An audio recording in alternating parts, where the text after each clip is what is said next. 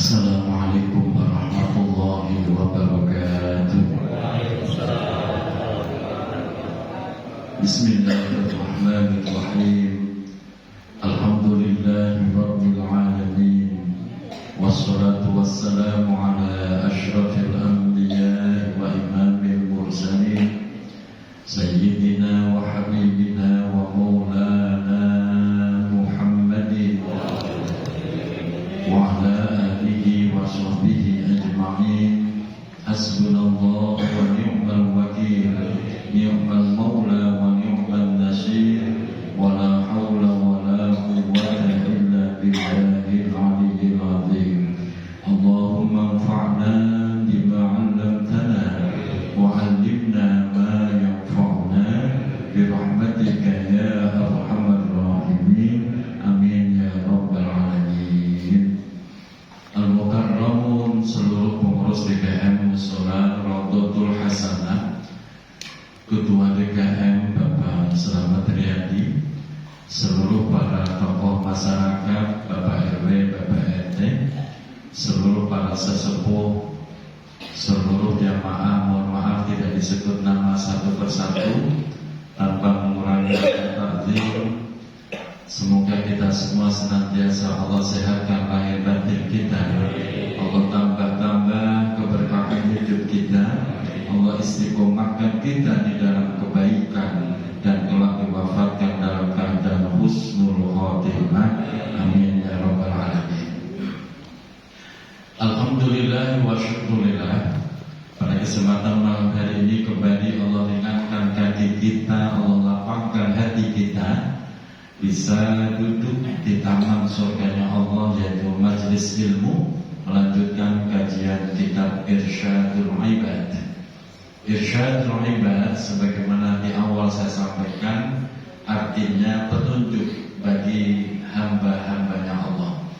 Mengaji kitab ini, insya Allah kita semakin mendapatkan petunjuk, hidayah, sehingga ibadah kita semakin bagus, semakin bernilai di hadapan Allah Subhanahu wa Ta'ala. Dan setiap kali kita ngaji dimanapun berada, jangan hanya niat nyari ilmu saja, tapi niatkan untuk membersihkan hati. Jadi harapannya setiap kali ngaji, ilmunya dapat, hatinya juga tambah bersih. Jangan sampai ilmunya nambah tapi hatinya tetap kotor. Nanti lama-lama bukan jadi orang solih, malah jadi iblis. Iblis itu alim Pak, cuman hatinya busuk.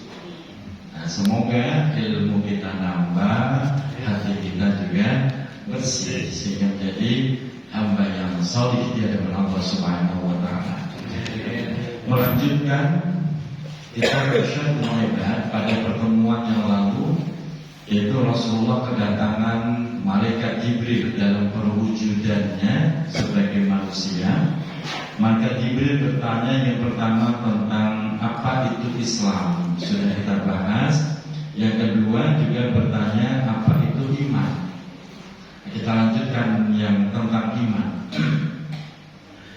Pada pertemuan yang lalu disampaikan bahwa iman adalah antu minabillah, saat engkau beriman kepada Allah, wa malaikatihi, dan malaikatnya Allah, wa kutubihi, dan kitab-kitabnya Allah. Terakhir kita di sini.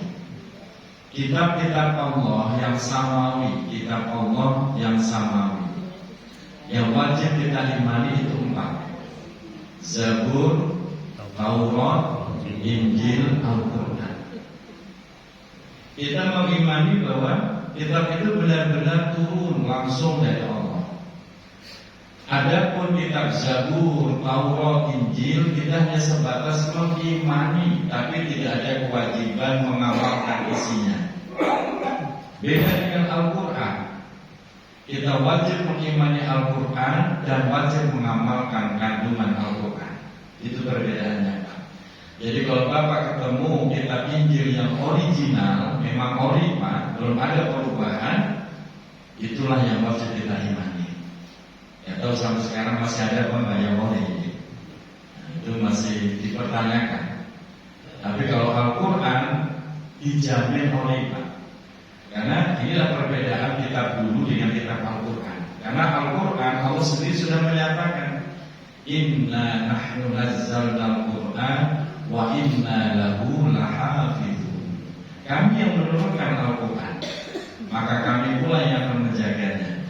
Jadi Al-Quran itu dijamin original. Sampai kapan? Sampai kiamat. Ketika Al-Quran sudah tidak original, Al-Quran sudah terjatuh dari dada manusia, Al-Quran sudah tidak ditemukan lagi di muka bumi ini, itu berarti kiamat sudah ada di depan mata. Makanya kalau saat ini banyak orang yang mengkaji Al-Quran, menghafal Al-Quran, mereka itulah penjaga bumi. Kalau itu sudah tidak ada kiamat, Pak. Makanya kita support mereka yang senang baca Quran, senang menghafal, kita support. Karena itu menjaga bumi, penunda datangnya hari kiamat.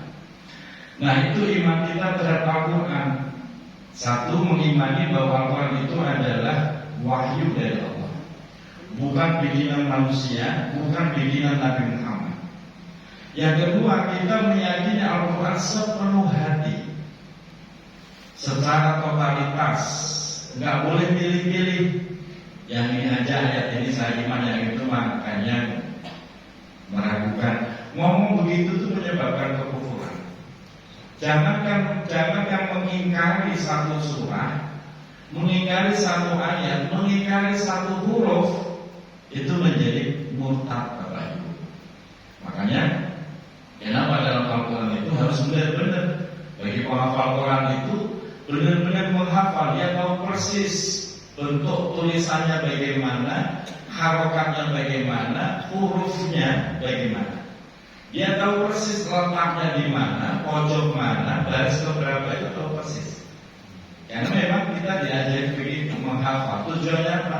Jangan sampai ada yang terlewatkan atau ada yang disabotase walaupun cuma satu titik sekali.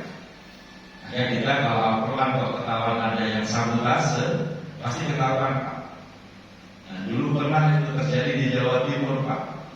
Ada 2 huruf yang hilang. Ketahuan. Kenapa? Karena banyak penghafal Al-Quran. Nah, yang berikutnya, iman terhadap Al-Quran, suka atau tidak suka, kita wajib iman. Karena di dalam Al-Quran ada beberapa kasus yang seringkali itu dihindari oleh kelompok ibu-ibu. Contohnya, ketika Al-Quran menerangkan hak waris, di situ faridzakari mislu hadzil unsayain. Bagi anak laki-laki mendapatkan 2 kali bagian anak perempuan.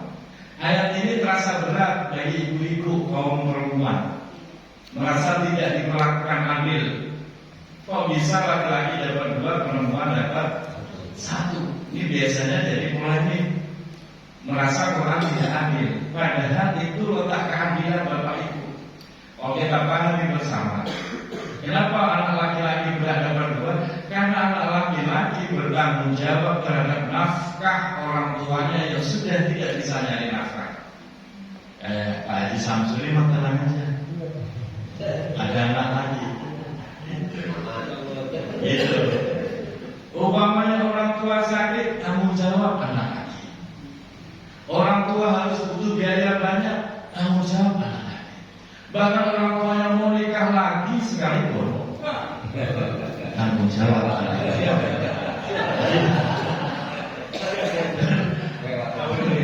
Iya, begitu Pak. Sampai nanti orang tua wafat, yang tanggung jawab anak lagi. Itulah alasannya anak lagi berat mendapatkan 2 kali bagian anak perempuan. Aslinya begitu. Namun praktek di masyarakat seringkali anak lagi nggak tanggung jawab. Giliran ngurusin nggak tanggung jawab. Giliran bagi waris minta 2, gitu kan? Jadi yang tidak ada perannya apa manusianya? Manusianya. Ini harus kita pahami bersama.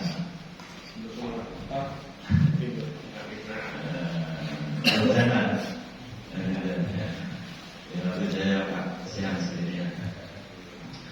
Yang kedua, Al-Quran ketika berbicara tentang poligami, ini berat bagi ibu-ibu, berat.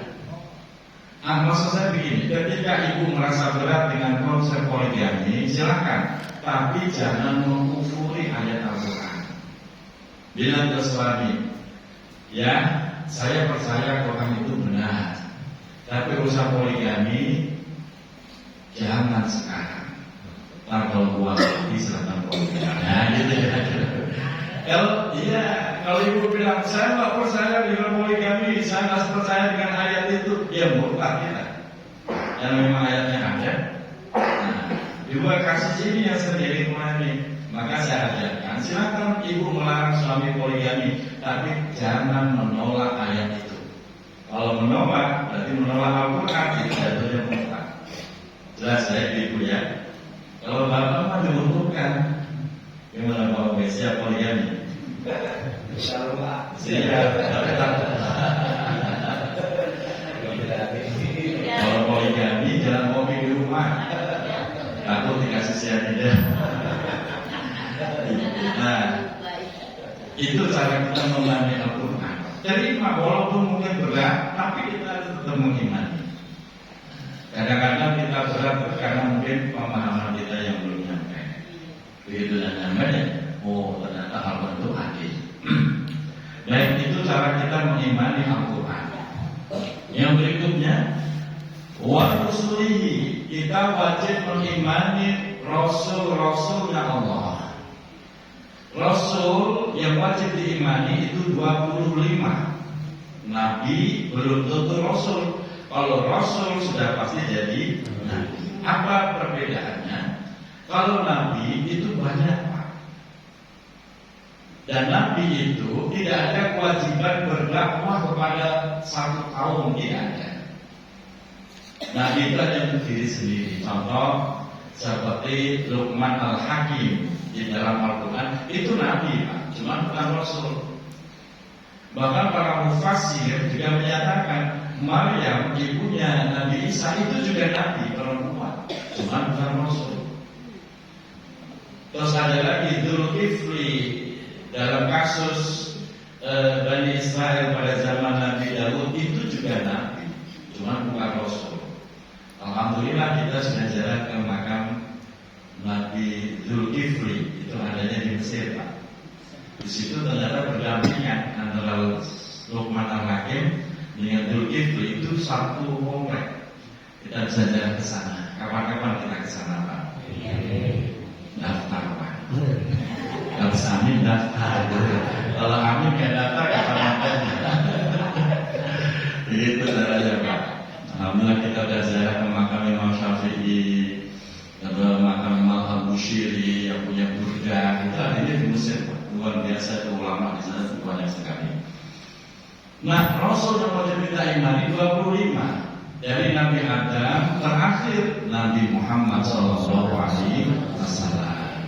Kalau dulu di pesantren kita diajari namanya kitab Aqidatul Awam. Adamun Idrisun Nuhun Huduma Sholih wa Ibrahimu kullum mutaba. Itu Pak Ube, Pak RW, alumni TIPA hafal semua mereka. Alumni Cipasung ada beres. Ada 25. Wajib kita imani. Iman bahwa itu seorang nabi dan sifat Rasul harus kita imani juga, Pak. Sifat Rasul yang wajib ada 4. Siddiq, amanah, tabligh, fatwa. Ini sifat wajibnya Rasul. Ini wajib kita pahami dan kita imani. Siddiq, jujur, Rasul jujur. Jadi kalau ada orang yang mengatakan wah Nabi Muhammad bohong, kita tidak boleh percaya dengan pendapat itu. Kenapa? Kita yakin Rasul bersifat siddiq, yaitu jujur. Kalau ada Rasul kok bohong, berarti bukan Rasul. Rasul wajib jujur. Karena di Depok juga ada Nabi, Pak. Mengaku Nabi. Tapi kalau sifatnya nggak ada, bohong, berarti bukan Rasul. Siddiq. Amanah.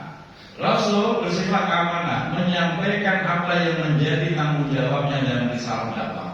Tidak ada yang ditutup-tutupi, tidak ada yang disembunyikan. Al-Quran sudah disampaikan secara utuh. Orang-orang yang menyerang Islam mengatakan Muhammad masih menyembunyikan sepertiga Al-Quran. Ada yang berkata begitu. Muhammad menambahkan sepertiga Al-Quran. Omar begitu bahasa didengerin. Kita yakin bahwa Rasul itu amanah, pasti menyampaikan tanggung jawabnya. Yang kedua, tabligh itu apa? Tabligh itu yang menyampaikan. Rasul kok diem-diem di rumah, mau tidak. Rasul ya tabligh itu berdakwah, kemana-mana berdakwah. Sampai dalam sejarah Rasulullah luar biasa kan perjuangannya, sampai pernah dilemparin batu, sampai berdarah-darah. Apalagi kalau kita nanti umroh, kita diajak main wisata ke daerah Taif. Di situ Taif Rasulullah pernah diuber-uber dilemparin batu, sampai malaikat itu bergetar. Kata malaikat nih, ya Muhammad, jika kau izinkan, aku lemparkan gunung Uhud ke kaum Taif. Kata Nabi Muhammad, jangan. Fa'innahu qaumul la ya'lamun. Mereka itu kaum yang belum tahu. Coba kalau Bapak di posisi Nabi Muhammad, ada tawaran begitu lah. Ditanya kok gas. Udah habisin ya begitu Pak. Dakwah. Sampai sahabatnya juga dakwah kemana-mana dakwah. Nah kita juga harus meniru sifat Rasul. Dimanapun kita berada, balighu anni walau ayat. Sampaikan tentang risalahku kepada siapapun yang kita temui, walau ayatan, walaupun satu ayat. Cuma orang sekarang Pak, gak bisa ujuk-ujuk Bapak ikut duduk terus Bapak membaca satu ayat, gak bisa. Bapak malah dicaci maki, diomel-omelin, dianggap sok. Iya. Nah mungkin cara menyampaikannya tidak harus begitu. Karena dengan konsep yang berbeda, yang lebih nyaman. Ya, itu sidik, amanah, tabligh, fatonah. Sifat wajib Rasul fatonah. Fatonah itu apa? Cerdas. Harus kita yakini setiap Rasul itu cerdas. Baginda Nabi Muhammad SAW itu bersifat al-ummi. Al-ummi itu apa? Tidak bisa menulis, tidak bisa membaca. Dan bagi Nabi, kondisi seperti itu sebuah keistimewaan. Kenapa? Nabi yang katanya tidak bisa menulis, tidak bisa membaca, tapi mampu mengelola suatu dakwah, peperangan, siasat, politik, itu Nabi bisa semua. Satu itu. Yang kedua, itu untuk mengcounter daripada tuduhan bahwa Al-Quran itu ciptaan Muhammad. Bagaimana Nabi Muhammad menciptakan Al-Quran, beliau tidak bisa membaca, tidak bisa menulis. Itu sebagai alat mengcounter. Itu aja masih dituduh Al-Quran bikinan Muhammad, masih ada yang dituduh. Padahal orang Arab jahiliyah, kafir Quraisy Makkah itu semua tahu Nabi Muhammad itu nggak bisa menulis, nggak bisa membaca. Tapi bukan berarti bodoh. Beda dengan kita. Kalau kita nggak bisa baca, nggak bisa nulis, berarti bodoh. Jangan saya mau niru Nabi Muhammad, apa nggak bisa nulis, nggak bisa baca, ya bodoh kita. Dan Muhammad begitu mau tetap fatonah, cerdas. Nah itu sifat wajib yang harus kita pahami, kita yakini. Lalu ada namanya sifat jaisnya Rasul. Sifat jais Rasul itu apa? A'radul asyariyah. Artinya seorang Rasul itu suatu saat bisa terkena hukum sebagaimana orang biasa. Artinya apa? Rasul juga ngantuk, Rasul juga merasai lapar, Rasul juga kalau dilempar batu ya berdarah. Itu namanya a'radul basyariyah. Jangan sampai punya anggapan Rasul berarti sangat istimewa sehingga tidak terkena hukum-hukum kemanusiaan. Jangan. Kalau itu terjadi, bahaya Pak. Kasus fitnah terbesar adalah menimpa Nabi Isa alaihissalam. Nabi Isa alaihissalam Allah kasih pengujian di luar nalar manusia. Dia bisa menyembuhkan segala macam penyakit yang kronis sekalipun. Bahkan dia bisa menghidupkan orang yang mati ratusan tahun. Dia bisa mendatangkan makanan dari langit segala macam. Dia bisa menciptakan segala sesuatu sesuai dengan kehendaknya. Itu kan luar biasa. Tapi justru menjadi fitnah yang paling besar. Apa fitnahnya? Akhirnya dikultuskan, disembah, dijadikan sebagai Tuhan. Itu yang paling bahaya. Nabi Muhammad juga, Nabi Muhammad tetap sosok manusia yang kelihatan manusiawinya, kemanusiaannya nampak sekali. Belum pakai baju, belum rasain lapar. Walaupun seandainya kalau bisa berdoa, ya Allah saya mau makan, bisa saja ditetapkan dari langit, tapi bukan. Beliau rasain laparnya sampai digandel perut dengan batu. Beliau juga berdarah, giginya patah sedikit, kena lemparan batu. Itu artinya menunjukkan sifat basyariah, sisi kemanusiaan. Dengan begitu aman, Pak. Sampai sekarang gak ada ceritanya umat Muhammad menuhankan Muhammad. Betul? Gak ada yang memutuskan Muhammad jadi Tuhan, gak ada. Beda umat Nabi Isa. Nah, jadi fitnah besar itu. Nah, paling Nabi Muhammad itu umatnya itu rada-rada itu tadi ngaku-ngaku jadi nabi gitu doang. Tapi gak ada yang menyembah Muhammad. Nah, inilah alasannya kenapa Rasulullah punya sifat a'radul basyariah. Nah, ini harus kita pahami. Tujuannya apa? Satu saat Bapak dapat pertanyaan dari anak Bapak. Sampai saya itu pernah dapat pertanyaan dari anak saya. Untungnya saya pintar, gitu loh Pak, bisa jawab. Jawabnya begini, ayah mana yang lebih hebat? Nabi Muhammad apa Nabi Musa? Begitu. Emang kenapa kan? Tadi di sekolah guru nerangi Nabi Musa bisa belah lautan dengan tongkat. Nabi Muhammad bisa nggak ya? Begitu, Bapak gimana jawabnya? Kalau kita kurang-kurang ngaji, bingung kita Pak. Nah itu pentingnya kita juga harus paham. Ada lagi yang bertanya, ya, anak saya ketiga ditanya nih. Nabi Yusuf katanya ganteng. Kalau Nabi Muhammad ganteng nggak ya? Gimana coba Pak? Ganteng siapa Nabi Yusuf sama Nabi Muhammad? Bapak jawabnya apa? Padahal yang viral dalam Al-Quran kegantengan itu Nabi Yusuf, betul?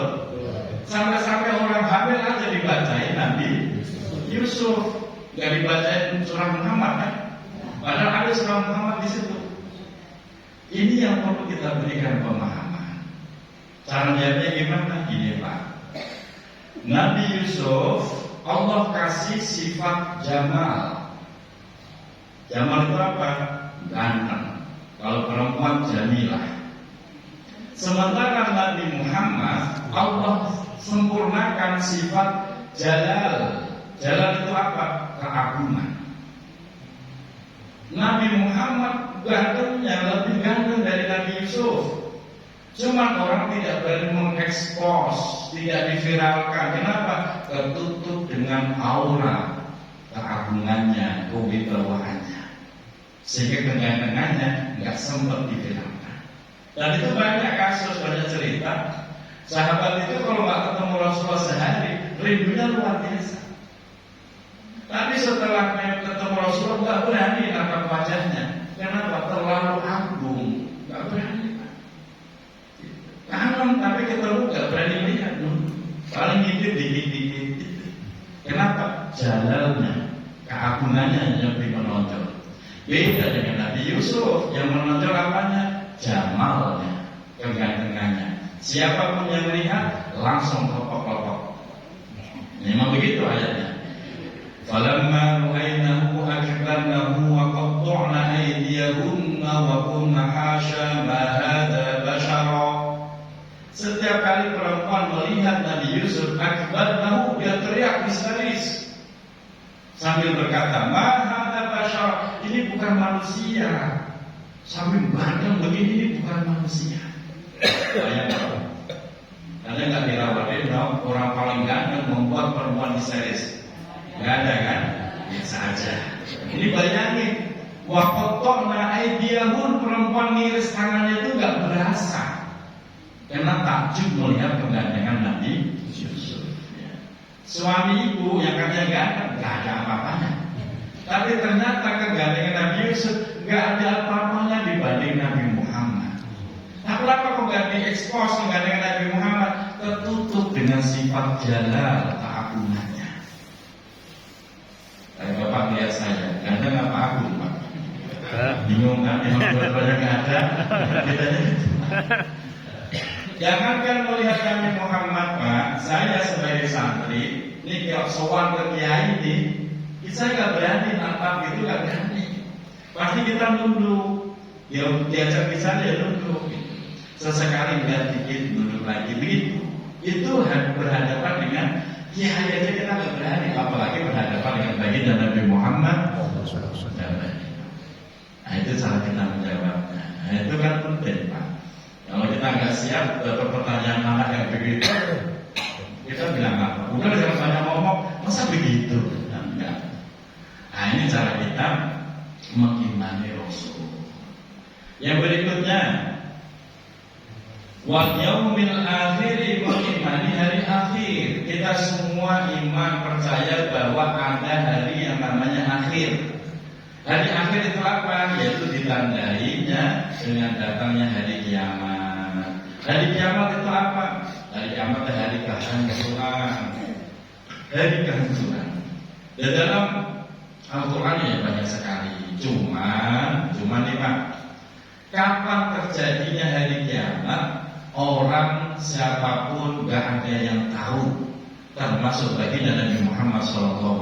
Gak ada yang tahu. Yang dibocorkan informasinya cuma satu, bahwa hari kiamat datang di hari Jumat. Itu doang bocorannya Pak. Makanya kalau udah hari Kamis Pak, KW malam Jumat udah jangan kemana-mana. Takutnya besok hari kiamat gitu loh Pak. Ini enggak, kami sore jalan 5 bus kemana? Ke pantai. Ngapain cuma-cuma ke pantai? Hanya nginep katanya. Dia kalau masih selama tahunnya kiamat habis kita. Itu bocoran hari kiamat. Selebihnya Jumat kapan, tahun kapan nggak ada yang tahu. Dan itu diabadikan dalam Al-Quran. Wa yas'alunaka 'anis sa'ah. Qul innama 'ilmuha 'inda rabbi la yujalliha illa hu. Ketika orang bertanya tentang kiamat, katakan Muhammad, innama 'ilmuha 'inda rabbi. Sesungguhnya pengetahuan tentang kiamat hanya milik Allah. Tidak ada yang tahu kapan terjadinya. Tapi kalau tanda-tandanya Allah sudah kasih tahu lewat Al-Quran. Rasulullah juga nanti kasih tahu tanda-tandanya. Tapi kepastiannya tidak ada yang tahu. Yang sudah ada informasi bocoran, yang pasti lewat datangnya di hari Jumat. Ini hari apa? Kamis.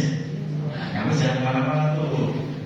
Kamis sore udah diam-diam, banyakin dikit malam Jumat, banyakin dikit istighfar, sedekah banyakin. Takutnya besok kiamat. Yang itu bisa datang kapan saja Pak. Ini wajib kita imani. Yang berikutnya waktu minu bil qadari. Waktu minu saat engkau beriman bil qadari dengan qadar. Qadar itu apa? Qadar itu adalah dengan ketetapan kudratnya Allah. Khairihi, baik yang qadar baik, wa syarrihi ataupun qadar yang jelek. Nah, ini harus kita imani bahwa semua yang terjadi itu atas qada dan qadar. Apa bedanya qada dan qadar? Qada itu ketetapan Pak, tulisan yang sudah Allah tetapkan. Qadar itu kejadiannya. Qadar itu kejadiannya. Jadi semua orang sudah mempunyai qadanya masing-masing. Si fulan bakal jatuh dari motor tahun ini, bulan ini, hari ini, jam segini, detik ini, lokasi di sini. Sudah tertulis tuh qadanya. Begitu kejadian, itu namanya qadar atau takdir. Gitu Pak. Nah ini kita imani semua yang terjadi, baik ataupun buruk, semua sudah pondok kodarnya Allah. Kullum min indillah. Katakan wahai Muhammad, semuanya datangnya dari Allah. Cuma kita diajarkan sebuah adab. Adabnya apa? Ma asobaka min sayyi'atin famin nafsik. Jika yang menimpa dirimu adalah keburukan, sandarkan pada dirimu sendiri. Oh, ini kesalahan saya. Wa ma asobaka min hasanatin famin Allah. Jika yang menimpa dirimu adalah kebaikan, sandarkan ke Allah. Ini semua pertolongan Allah. Begitu Pak. Jangan karena memang ini semua datangnya dari Allah, yang baik yang buruk dari Allah, semua disandarkan Allah. Kalau Bapak begitu, nanti Bapak jadi orang Jabariyah. Ada kelompok namanya aliran Jabariyah Pak. Jabariyah itu apa? Itu tadi semua yang terjadi adalah kehendak Allah. Mau baik mau buruk kehendak Allah. Sehingga bagi paham Jabariyah itu nggak ada namanya dosa Pak. Ini bapak nempeleng temannya, ya nggak dosa. Kenapa? Saya nempeleng itu ditakdirkan oleh Allah kok. Bahaya nggak Pak? Itu bahaya. Orang zina nggak ngaku dosa Pak. Kenapa? Kalau saya zina ini ditakdirkan Allah. Nyolong ya nggak dosa, dia merasa ditakdirkan Allah. Itu paham Jabariyah. Inilah kesalahannya. Beda dengan paham Ahlussunnah wal Jamaah. Kalau yang baik, sandarkan ke Allah. Kalau yang buruk, sandarkan ke diri sendiri. Kenapa kamu nyolong? Ya ini kekhilafan saya nyolong. Begitu Pak. Jadi pemahaman semacam ini harus dikawal Pak. Sebab kalau kita berhenti semua datangnya dari Allah titik, ya akhirnya itu tadi semua dilimpahkan ke Allah, jadi kan nggak ada dosa. Jadi paham Jabariyah, dia maling, dia zina, dia apa? Dia pikir itu semua sudah dikehendaki Allah. Nah, ini kan bahaya sekali. Lawan dari Jabariyah adalah Qadariyah. Ada paham Qadariyah Pak. Kalau Qadariyah inilah yang dipegang oleh kelompok Mu'tazilah. Paham Qadariyah apa? Paham Qadariyah sebaliknya. Dia berpemahaman bahwa Allah tidak ikut campur dalam semua tindakan manusia. Semua yang dilakukan manusia adalah kehendaknya sendiri. Allah tidak ikut campur. Dia merasa punya kekuatan, Qadariyah. Ini paham Mu'tazilah. Nah, paham Ahlussunnah wal Jamaah di antara dua. Kalau baik sandarkan kepada Allah, kalau buruk sandarkan kepada diri sendiri. Nah, ini paham kita Ahlussunnah wal Jamaah. Ma asobaka min sayyi'atin famin nafsik, wa ma asobaka min hasanatin famin Allah. Itu saja. Nah, jadi ketika terjadi apa-apa, baik itu baik atau buruk, ya yakin memang itu dari Allah secara hakikat. Dan ini wajib iman. Kalau itu perkara baik, imannya gampang Pak. Tahu-tahu dapat telepon, PW di rumah nggak? Ada di rumah. Mau ke rumah nih. Jam 2 malam kok ke rumah? Semua bagi duit nih 10 juta. Kira-kira diterima nggak PW? Kita mengimani ini namanya takdir. Itu percaya gampang. Kenapa? Karena kebaikan. Coba kalau itu musibah, keburukan, berat hati kita. Lagi seneng-senengnya punya anak, ternyata anak diambil oleh Allah. Oh, itu bisa kelonggar orang tuanya. Betul. Bisa kelonggar itu.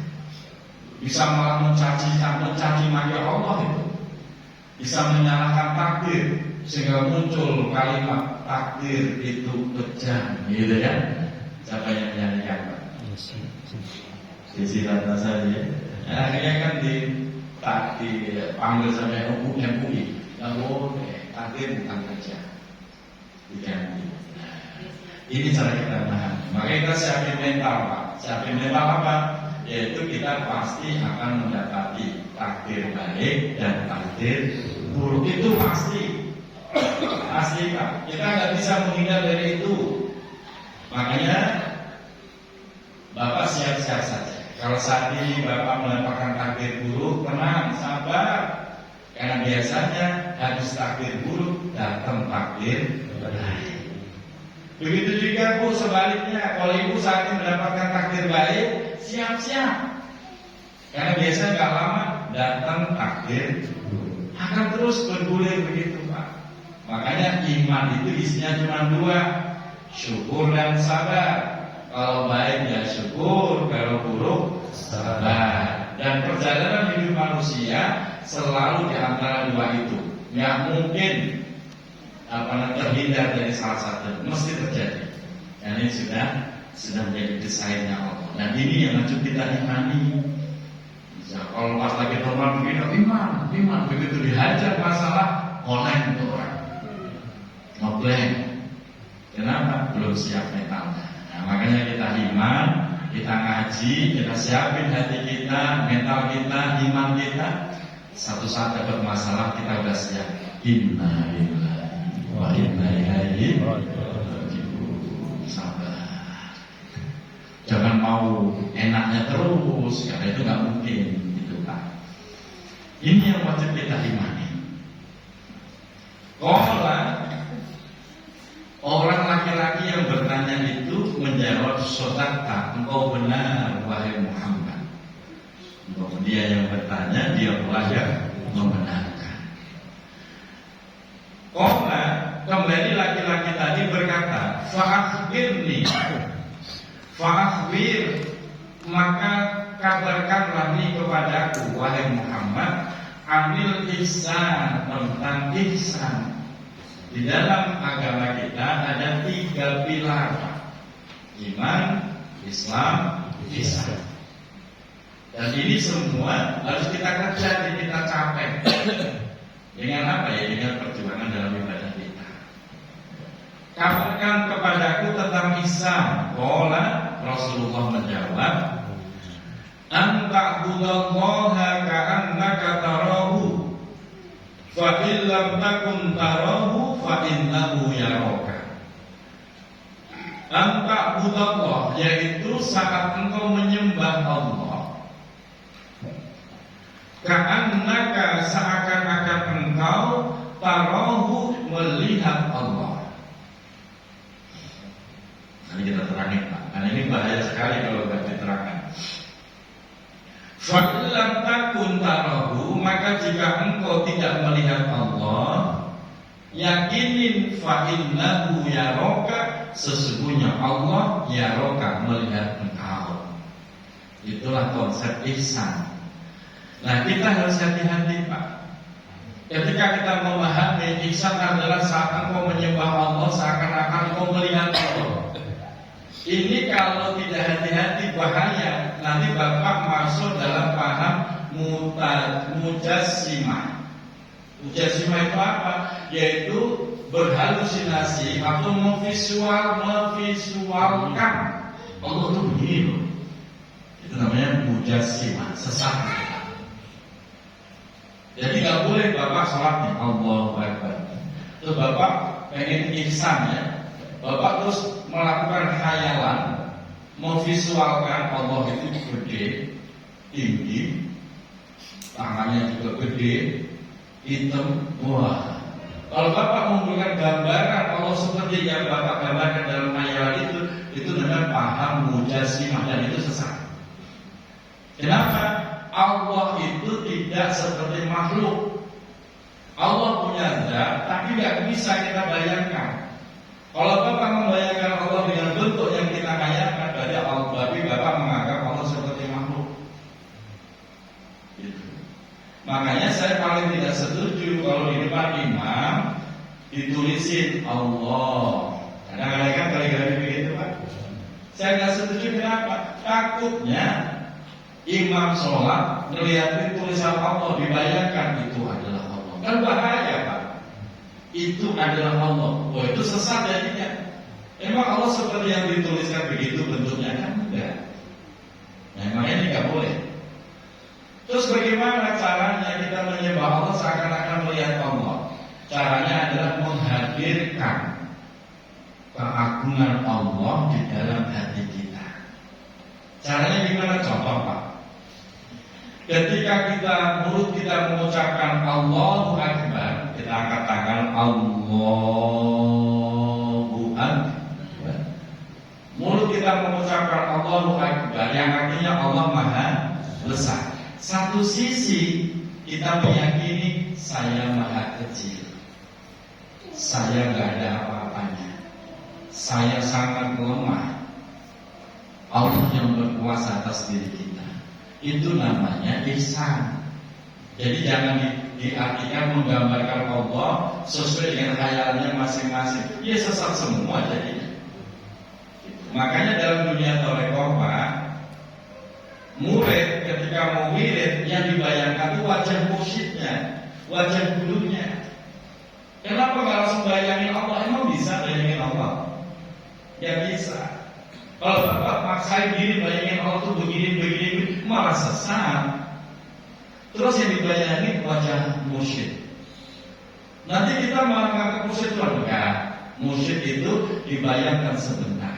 Nanti dibantu dengan guru mursyid itu kita usul apa nyampe kepada Allah. Jadi kita larut dalam zikir. Wow. Akhirnya enggak ingat apa-apa. Mursyid yang enggak ingat, yang diingat cuma wow. Gitu kan. Itu maksud daripada konsep ihsan. Kalau itu dirasa susah, lakukan yang kedua. Fa illam takun tarahu fa innahu yaraka. Kalau kamu susah mendapati Allah, yakini bahwa saat ini Allah melihat engkau. Berarti kita melahirkan sifat musyahadah. Musyahadah itu apa? Merasa disaksikan Allah. Muraqabah, merasa diperhatikan Allah. Itu konsep ihsan. Jadi ketika kita sholat, kita jaga betul sikap kita, ucapan kita, tumainah dan anteng. Kita jaga betul. Kenapa? Kita merasa disaksikan Allah, merasa diperhatikan Allah, sehingga kita sholatnya hati-hati betul. Itu sudah termasuk ihsan. Pemahaman kedua. Beda Pak, kalau orang sholatnya belum sampai ihsan, biasanya matanya aja jelalatan. Matanya jelalatan ya. Maklum ya, itu tulisan hotnya. Begitu Pak. Merek sarung dibaca semua Pak. Bapak pernah nggak sholat baca merek sarung? Pernah apa memang begitu? Ini matanya itu jelalatan. Apa yang dibaca? BAS, Mandimor, Gajah Duduk, baca semua itu Pak. Itu namanya belum ihsan. Kalau merasa diawasin, kita nggak berani maka kita jelalatan Pak. Karakter aja nggak berani garuk loh Pak. Saya bayangin saya di hadapan guru. Kalau dulu pada hadapan duduknya duduk sipuh Pak. Duduk seperti tahiyat akhir. Kalau kita soal hadap guru Pak, nggak berani duduk siap begini. Duduk sipuh tahiyat akhir. Itu kalau lagi ngobrol 30 waduh kesemutan setengah mati Pak. Kita nggak berani gerak itu Pak. Itu di hadapan guru. Harusnya di hadapan Allah lebih dari itu. Ini enggak. Baru hidung terpindah ke pantat, baru mati begitu. Kadang-kadang begitu Pak. Itu udah jelas belum ihsan. Makanya ihsan itu merasa diawasi. Biasanya kalau udah merasa diawasi, sholatnya bagus, agung, khusyuk gitu Pak. Dan saya perhatiin jamaah sini udah ihsan semua. Amin ya rabbal. Semoga bermanfaat. Selamat kita sambung kembali. Assalamualaikum warahmatullahi wabarakatuh.